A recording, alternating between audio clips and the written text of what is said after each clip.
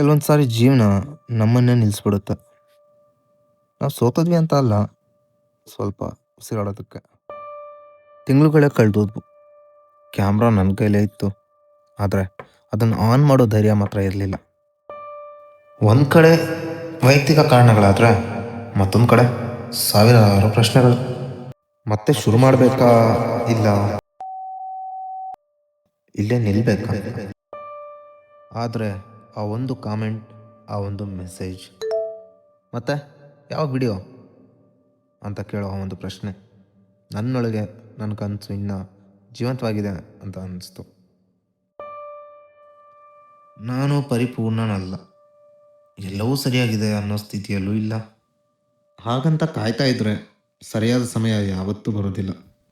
ಆದ್ದರಿಂದ ನಾನು ಮತ್ತೆ ಶುರು ಮಾಡ್ತಾ ಇದ್ದೀನಿ.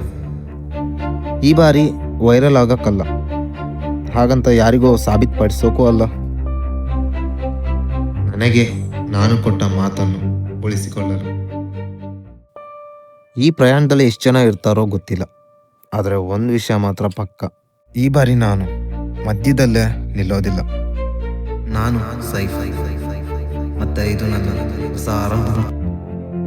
ಮತ್ತೆ ಬಂದಿದ್ದೀನಿ ನನ್ನ ಕಥೆಯನ್ನು ಕಂಪ್ಲೀಟ್ ಮಾಡಬೇಕು.